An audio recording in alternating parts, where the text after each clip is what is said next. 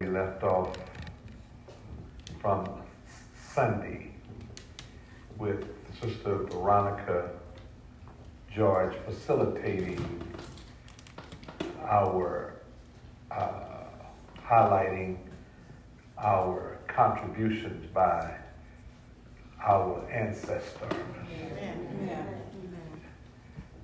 If you don't know your history, where you come from, and this is so essential to planning for the future. It's like not knowing your parents, your grandparents, and so forth and so on. The Jews will always keep you reminded of their ancestors. There's a great book, the greatest book I feel that's been written is the Holy Bible. Amen. You read about their genealogy. God materialized them just like He made us a people, a nation. Yes. I always refer to us as a nation within a nation. Right. So at this time, without any further preliminaries, we're going to bring our facilitator for the finality of this period of time. Of course, we're going to always continue to talk about the contributions of what we have done as a people. Amen. But to bring to the close of this February month of acknowledgments of our ancestors, this is what, and it's just a tittle. It's just a tittle of what we have contributed, not only to this society and to this country and to this world, but God only knows. Amen. Amen. And at this time, Sister Veronica George will come and conduct the program. Amen. Good evening. Good evening. In obedience to our great God, giving double honor to our pastor, Dr. Scott, to the officers of the church, and to all of you here, my brothers and sisters in Christ, and to those who are live streaming with us tonight. We want to thank God for this opportunity to honor and to remember some of our great pioneers, innovators, and inventors of our Negro history. Amen. So here at Great St. John Metropolitan, we have continued this for the month of February, and we want to thank God for those whose shoulders that we're standing on, the way of the American way of life that we're all enjoying now. Amen. Being able to have freedom and liberty came at a price, and it came at a great cost. Amen. Many died, many sacrificed great things so that we can have what we have today. Amen. And we don't ever want to forget those people. Also, a great historian is among us, in the person of our own pastor, the Reverend Dr. Maurice Scott. He has written 3 prolific books on American history and Black history. The first one is entitled God, Black Theodicy, God and Human Suffering. The second book written is called God Behind the Scenes, From Niggas to African Americans, Negro History, and the third, The Lost African American. All 3 of these great works are available online, Amazon.com. Negro history is American history. We have a great responsibility to witness about Jesus Christ and bring the truth to light. This is why the Black church in America is so important. It is important for us to, among us, lies the truth about our Black Negro heritage. So we cannot afford to allow this society to forget about the contributions of our Negro ancestors to America and also to the world. Here's a list of people that have already been presented. Some of our great Negro historians, pioneers, inventors, and innovators.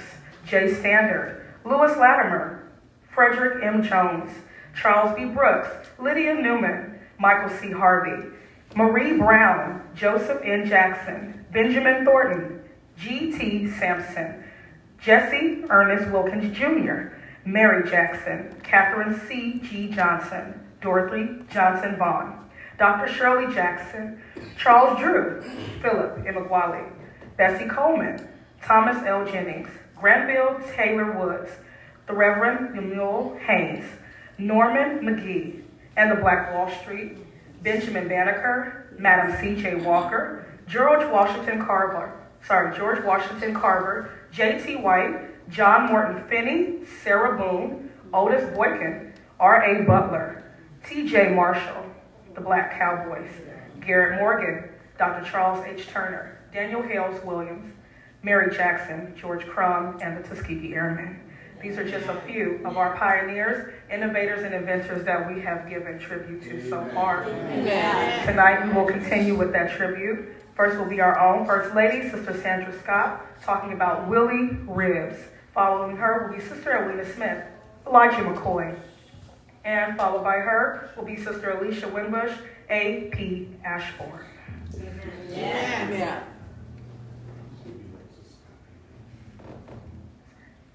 Sister Alina Smith will come now with Elijah McCoy, followed by Sister Alicia Winbush, A.P. Ashburn. Amen. In obedience to God, double honor to you, Dr. Scott, to the officers of the church, to everyone present here this evening, I would like to present the real McCoy. All right. The real McCoy, which is a very familiar phrase, is actually a man, Elijah McCoy. Elijah McCoy was born May 2nd, 1844, and he died October 10th, 1929. He was a Canadian-born man of African descent, and he was an engineer notable for 57 U.S. patents, most having to do with the lubrication of the steam engines. He was born free in Canada and came to the United States as a young child and returned in 1847. And what I want to emphasize tonight, he invented an automatic lubricator for oiling the steam engines of locomotives and ships. Amen. And the reason why the term, and it's been some controversy as who it's attributed to, but I'm going to attribute it to Elijah McCoy, the real McCoy, because the oil and the lubricator that he made worked so effectively that when others tried to duplicate, there was a request to have the real McCoy. So tonight I present to you Elijah McCoy. Amen.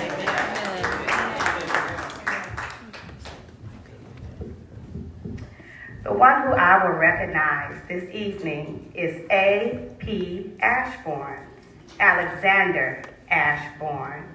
He was born into slavery around 1820. While living in Pennsylvania, he was among all the slaves that had been set free in 1847. By 1863, he became a caterer in Philadelphia.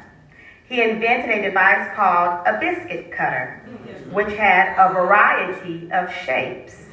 He enjoyed making food that looked creative.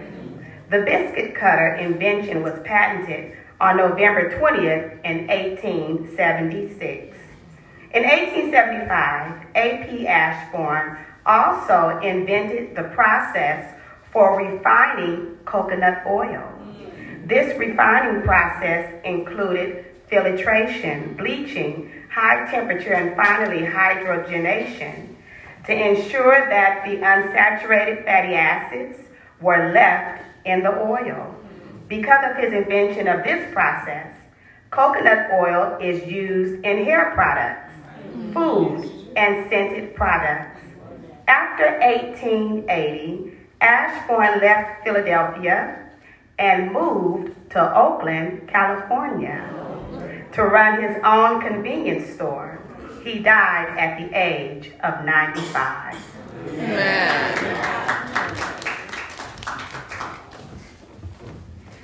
In continuation, we will have Sister Carolyn Caldwell bringing forth Judy Reed, Sister Jill Thomas, Jill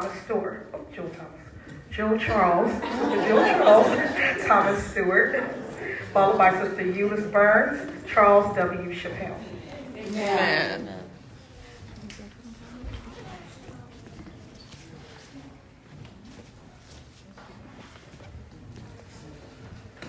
In obedience to God, double honor to our pastor, to the officers, and all of you here tonight.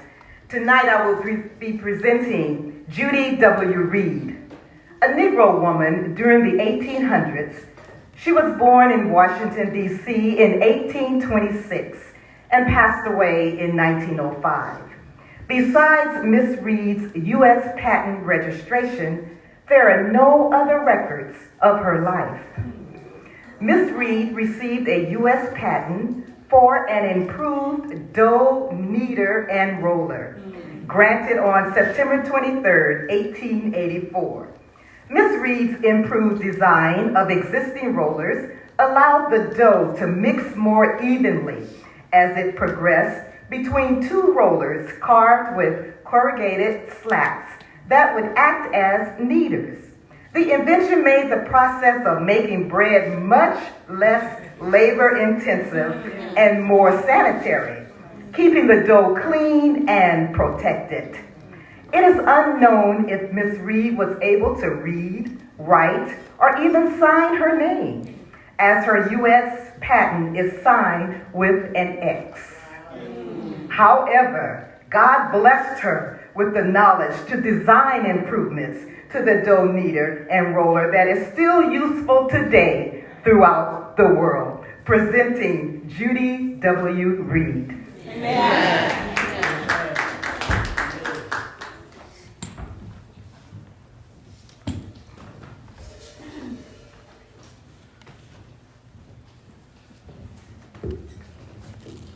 In obedience to God, to giving double honor to our pastor, Dr. Scott, to the church, my person is Charles W. Chappell. He was an electrician, construction worker, international businessman, and an aviation pioneer. Charles W. Chappell, born 1872, died 1941. He designed the first long-distance flight airplane, the only black man to invent and display the airplane at the 1911 First Industrial Air Show held in conjunction with the Auto Show at the Grand Central Station in Manhattan, New York. He was also president of the African Union Company, Incorporated. Charles W. Chappell, 1872 to 1941. Amen.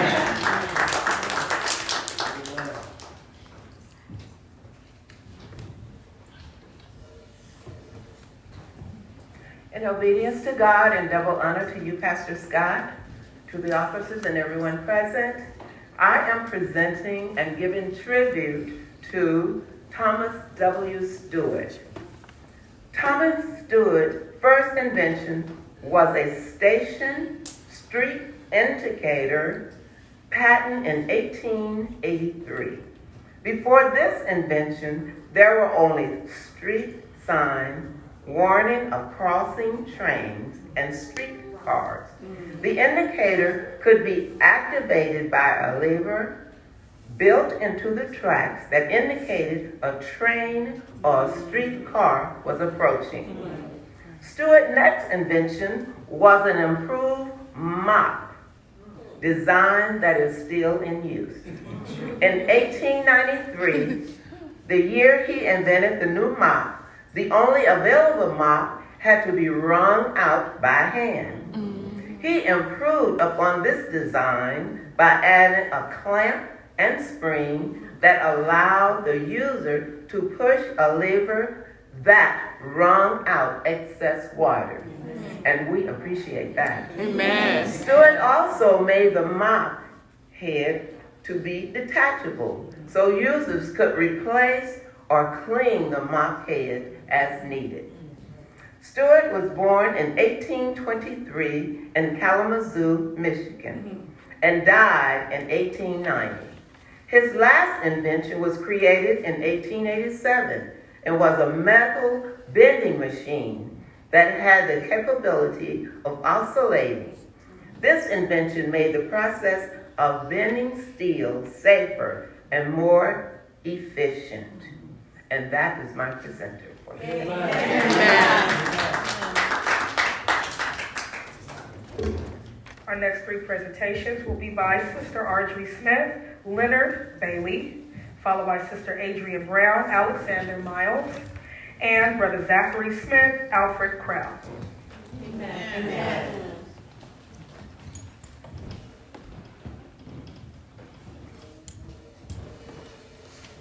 Good evening. In obedience to God, giving divine to you, Pastor Scott, to the officers, and to everyone here. Tonight, I'll be presenting Leonard C. Bailey. Leonard C. Bailey was a Negro business owner and inventor. He was born into poverty, and initially he found work as a barber, building up a string of barbershops in Washington, D.C. He invented and received patents for a series of devices, many designed for military or government use. These included, but not limited to, a rapid mail stamping machine, a device to shunt trains to different tracks, and a hernia truss adopted into wide use in the U.S. military.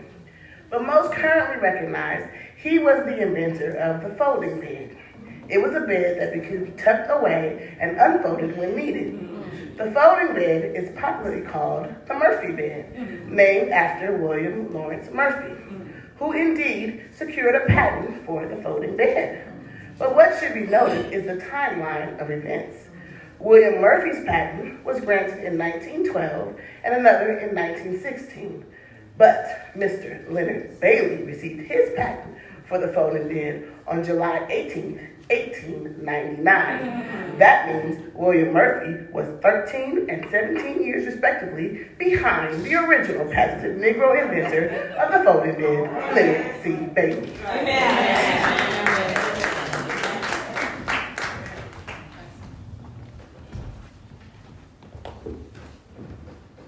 Good evening. In obedience to God, giving double honor to you, Pastor Scott, to the officers of the church, and to all of you, my brothers and sisters in the Lord. This evening, I will be presenting Alexander Miles, and he was born May 18, 1838, and he died May 7, 1918, and he was a Negro inventor. He invented the automatically opening and closing elevator doors, and before this invention, people, when they were riding the elevator, they had to do it manually, so they had to open and close it themselves. And it was a lot of deaths because of that, because people will fall down the elevator shaft because of the gap in between the land and the elevator. So he invented the automatic opening doors of the elevator. So when you ride the elevator, the doors were shut, and on the other side, the doors were shut too. And he received this patent October the 11th, 1887, and we are still using his patent today.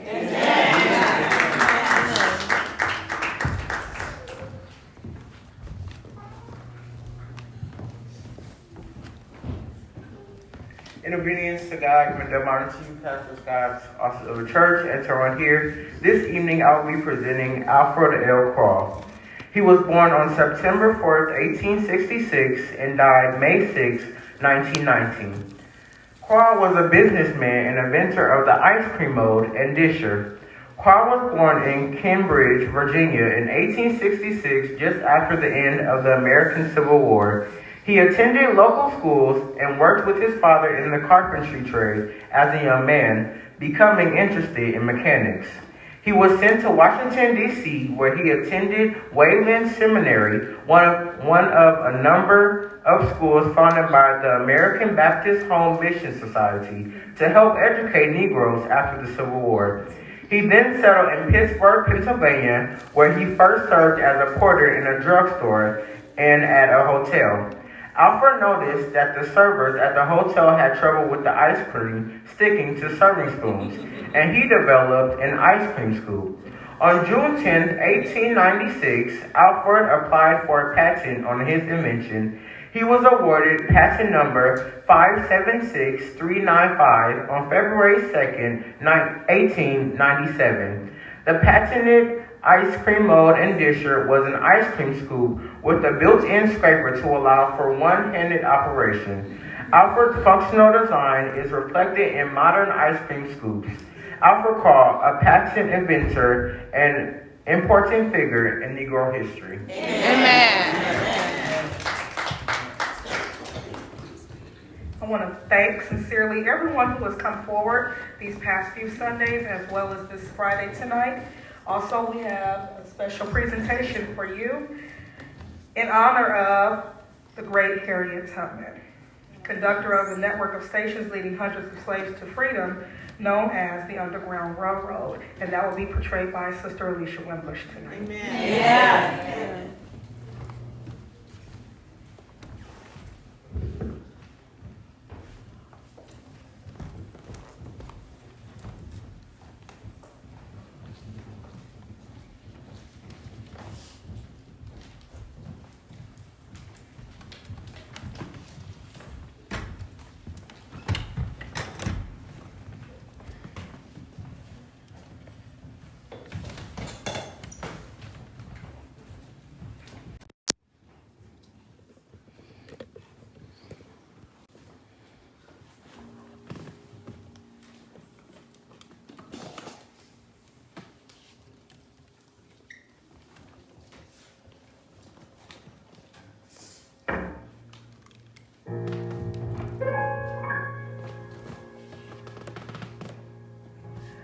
Go down, Moses, way down in Egypt's land. Tell Pharaoh to let my people go.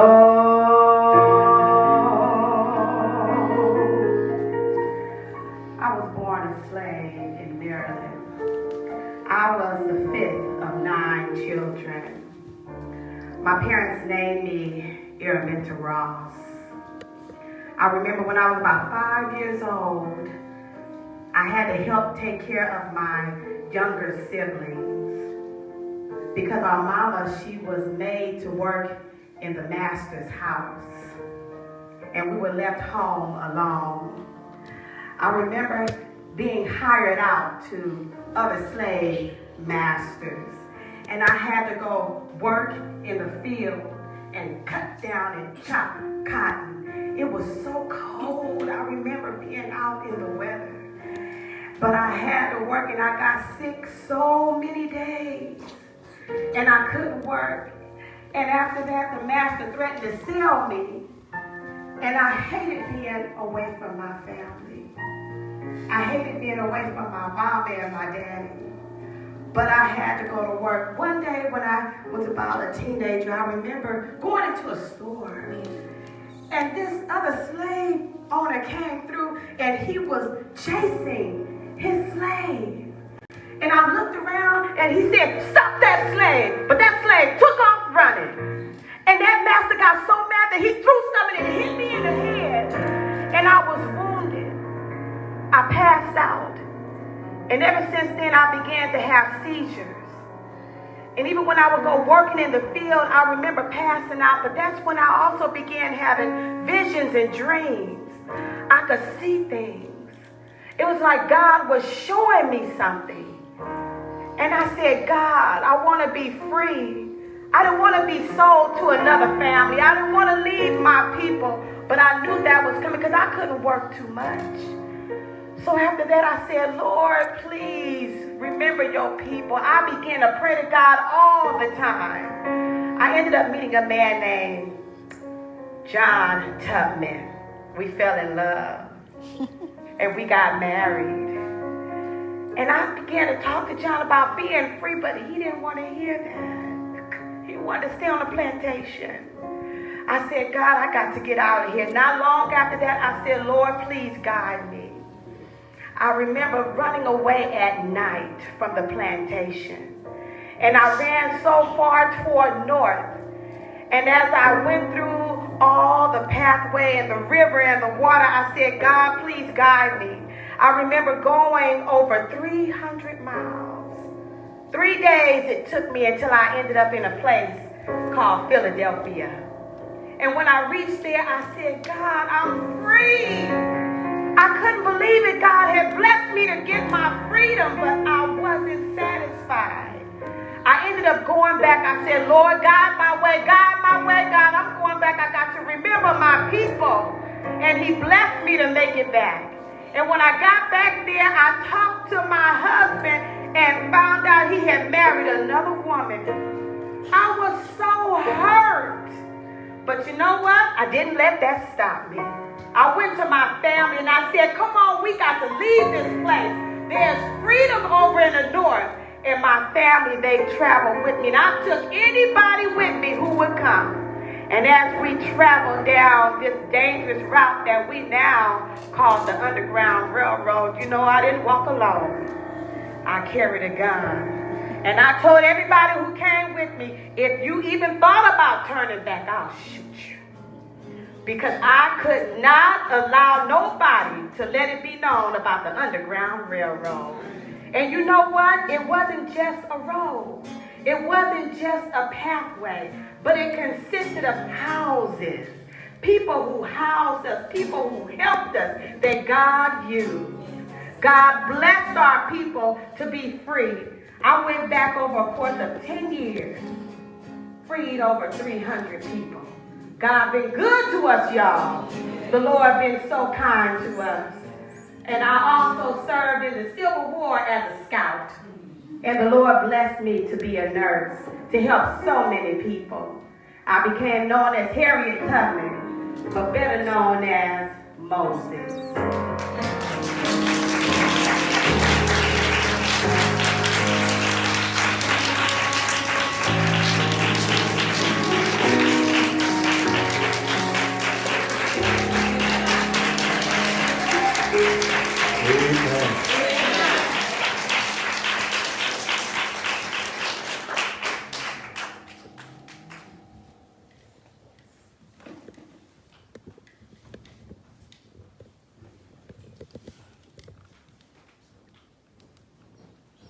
Let's give her another big amen.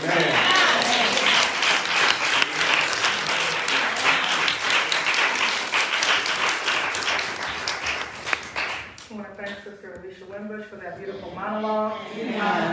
Our own Harriet Tubman, one of the great heroes of our history here in America. And we want to thank everyone who is live streaming with us. We want to thank all of you who have participated in bringing forth one of our great pioneers or inventors or innovators. This is important. We can never let the world forget that we contributed to this great America, to what this world is today. And we want to thank God for allowing us this opportunity to remember our history. We want to thank God for this opportunity. Concludes our portion of this Black History Month Tribute 2020. I will now turn you back into the hands of our pastor. Amen.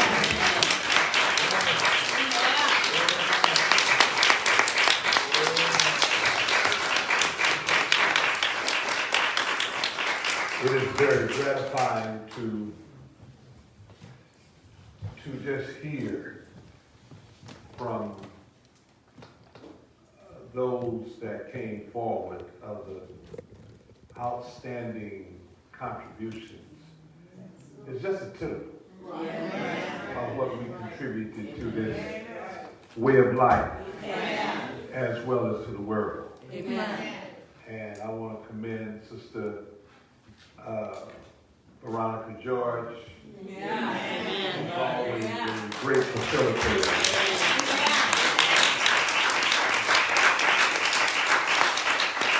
And Sister Alicia Wimbush.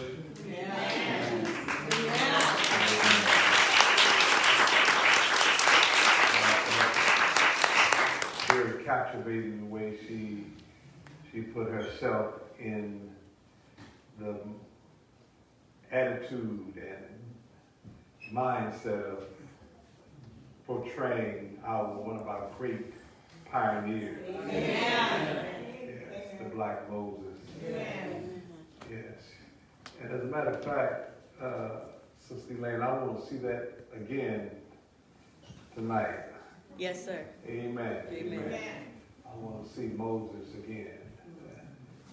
Whoever made that rendition did a great job. Amen. Did a great job tonight. Amen. She portrays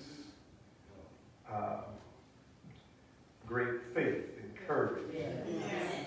God got us walking in these various lanes. Amen. And as Sister Veronica said, we're standing on their shoulders. Amen. It's so I'll put it this way, distasteful when I hear our people don't want to hear about us. It's almost like they accept the role of minority when our history is just as important as any other, because God was in ours. God was in our or with us, even during the horrific periods of time when we were grossly mistreated. But God is with us. I'm preparing a message tonight for Sunday. God, the interpreter. God, the interpreter. And He always had an interpreter for generations, but He paid. Man, and I'm looking at how the chief butler and the chief baker needed an interpreter for their dream. And Joseph said, God is the interpreter. So every age which God brought us here as a enslaved people have been interpreting his way. You didn't hear what I said.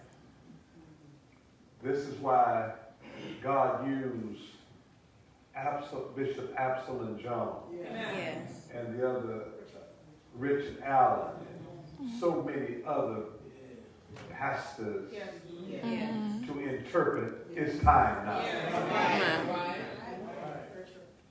Yeah, even though the one who led a revolt, person of Dred Scott. Is that correct? Dred Scott. Nat Turner, yes.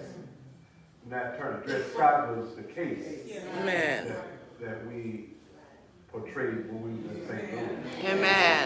But Nat Turner, Denmark Vesey, and those who were aspired to be free. And then the family of John Brown. Whites don't look at John Brown. Right. They condemn him, but he fought. Amen. His whole family died. Amen. For the cause of our ancestors to be free. Amen. He's a white hero. Amen. For black folks. Amen. John a man and died for a cause, condemning slavery as evil and wicked. We have to recognize him. Amen. Yeah. So I just want to say that to God be the glory. Amen. He brought us to where we are. Amen.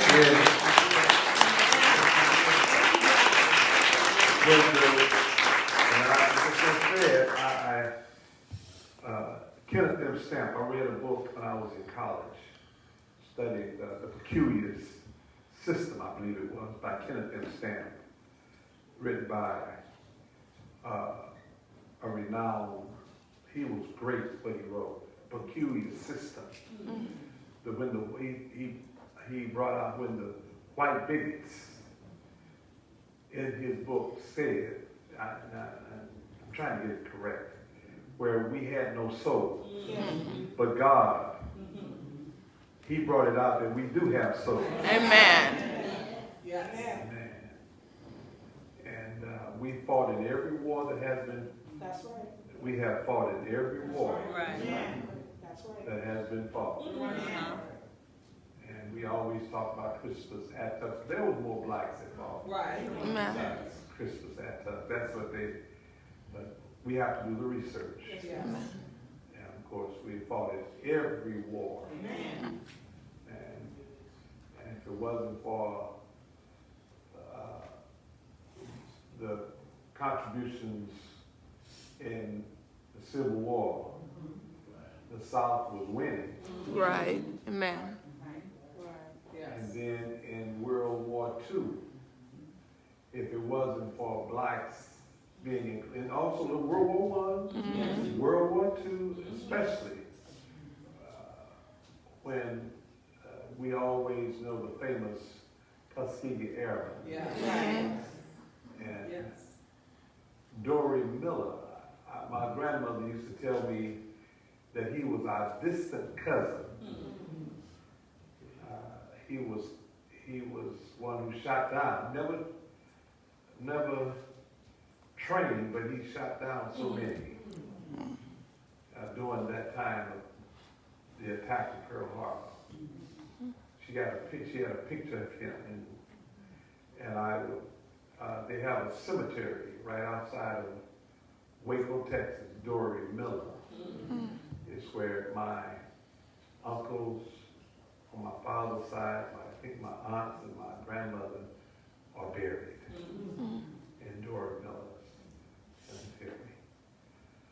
So we have great history. We have great history.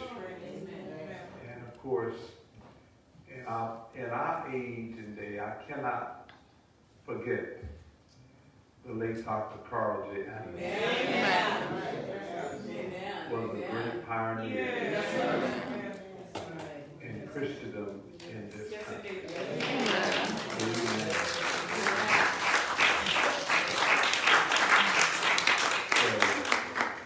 There are many others I can go on. If I go back to St. Louis, there's so many that have been so great in our lives. Yes. And they were Negroic, and I'm just amazed at how we don't know about ourselves. Mm-hmm. All right, God bless you. We're going to go into our testimonial service, and those who have been looking on with us, God bless you. And I'm going to invite you to come worship with us. If you don't have a church home, our doors swing on the hinges of welcome and fellowship with us.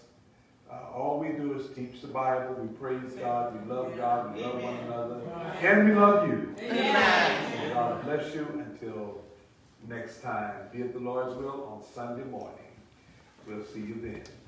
Amen.